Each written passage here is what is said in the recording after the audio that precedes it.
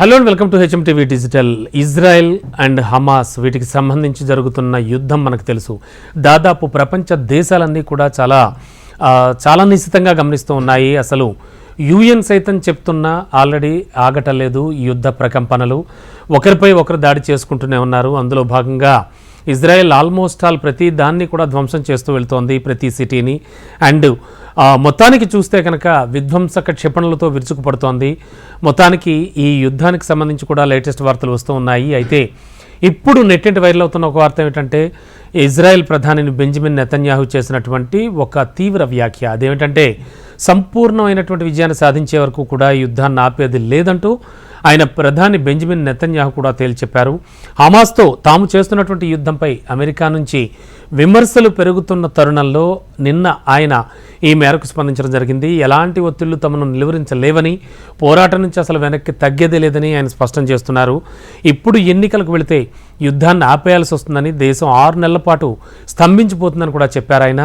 ఇక ముఖ్యంగా ముస్లింలందరికీ కూడా పవిత్రమైన రంజాన్ మాసానికి సంబంధించి కూడా ఈ యుద్ధం ఆపుతారు, ఖచ్చితంగా కాల్పుల విరమణ ప్రక్రియ మొదలవుతుందని దేశవ్యాప్తంగానే కాకుండా ప్రపంచవ్యాప్తంగా ప్రజలంతా కూడా ఆలోచించారు. కానీ ఎవరెన్ని చెప్పినా కూడా నెతన్యాహు, ఇజ్రాయెల్ ప్రధాని నెతన్యాహు ఎక్కడా కూడా ఆగటలేదు, తగ్గేదే లేదంటున్నారు. ముందుకు వెళుతూనే ఉన్నారు.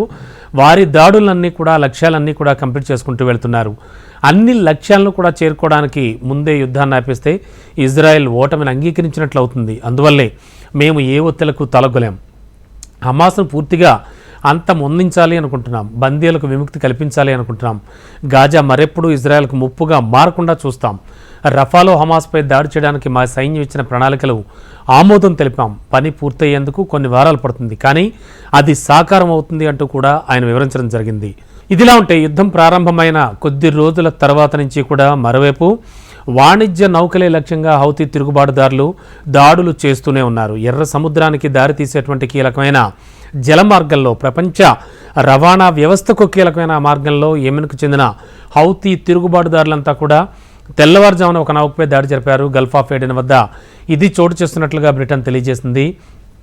చమురు కానీ ఇతర సరుకు రవాణా నౌకలకు కానీ తీవ్ర అంతరాయం కలిగించడానికి హౌతీలు పలుమార్లు క్షిపణులతో కానీ డ్రోన్లతో కానీ దాడులకు దిగుతూనే ఉన్నారు. అయితే ఇవన్నీ పక్కన పెడితే ప్రస్తుతానికి బెంజమిన్ నెతన్యాహు చేసినటువంటి ఈ తీవ్ర వ్యాఖ్యలు మాత్రం దుమారం రేపుతున్నాయని చెప్పచ్చు.